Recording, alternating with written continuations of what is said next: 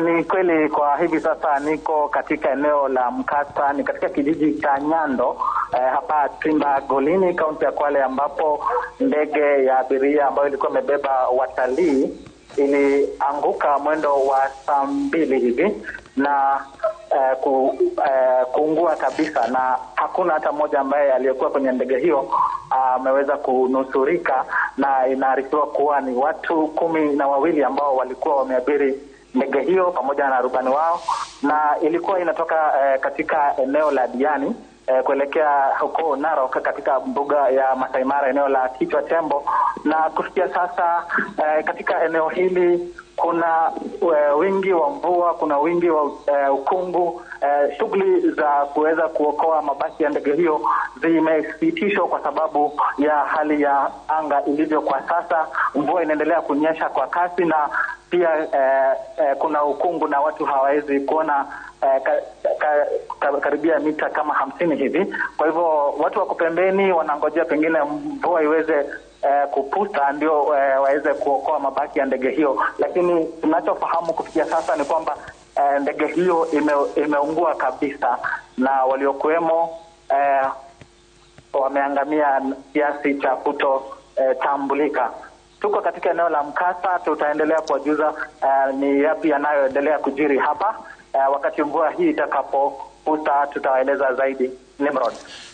Lawrence, kabla hujaondoka, pengine tueleze hali kamili iliyoko hapo, maafisa walioko hapo, na pengine zaidi ni tuweze kujua safari ya ndege hii ilianza saa ngapi, maana kama unavyosema hali ya anga, kwa sababu kuna pengine wengine wakataka kujua pengine hata kufikia sasa pengine kilichosababisha ama kinachokisiwa kusababisha ajali hiyo. Safari ilianza saa ngapi na ilikuwa pengine inakisiwa kufika eneo la Angatua ya Mara kama saa ngapi hivi?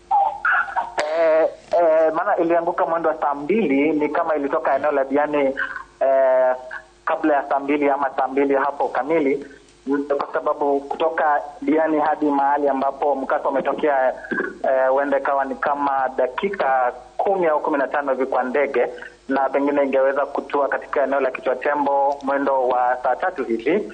Na walioko hapa ni maafisa wa shirika la Msalaba Mwekundu pamoja na maafisa wa polisi kutoka vitengo vyote.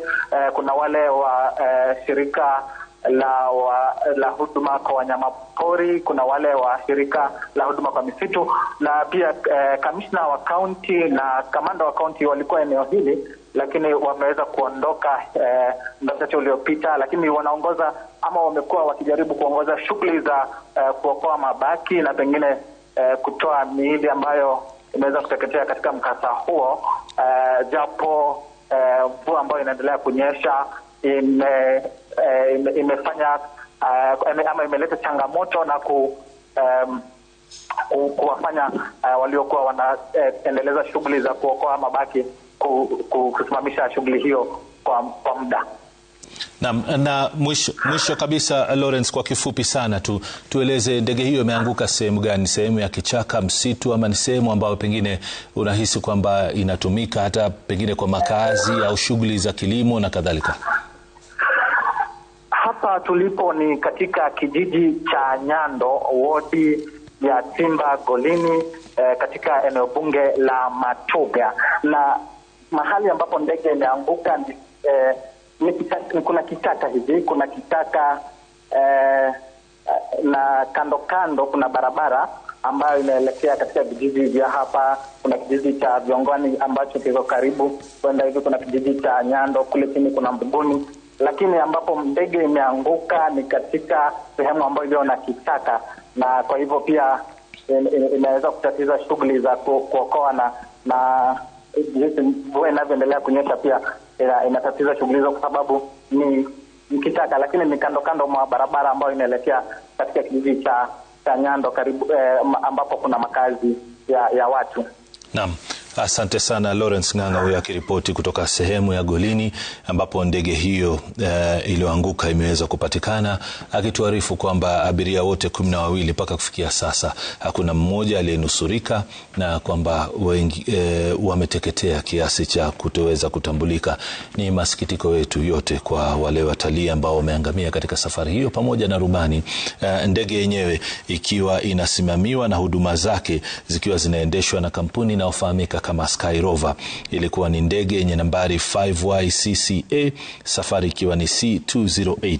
Na kufikia sasa mamlaka ya kusimamia safari za ndege hapa nchini, Kenya Civil Aviation Authority, imetoa taarifa ikieleza kwamba inathibitisha kwa masikitiko kuwepo kwa ajali hiyo ama kutokea kwa ajali hiyo katika eneo la Kichwa Tembo. Katika ajali hiyo ambayo ndege ilikuwa inatoka Diani kuelekea eneo la Kichwa Tembo na kuanguka katika eneo la Tsimba, sehemu inayofahamika kama Golini katika kaunti ya Kwale. KCAA inathibitisha kwamba kulikuwa na watu 12 kwenye ndege hiyo, na inathibitisha kwamba maafisa wa serikali kama vile alivyosema Lawrence Ng'ang'a wamefika katika eneo la tukio. Mengi zaidi watatuarifu hapo baadaye. Hayo ni kuhusiana na ajali ya ndege ambayo imetokea mwendo wa saa 2 leo asubuhi.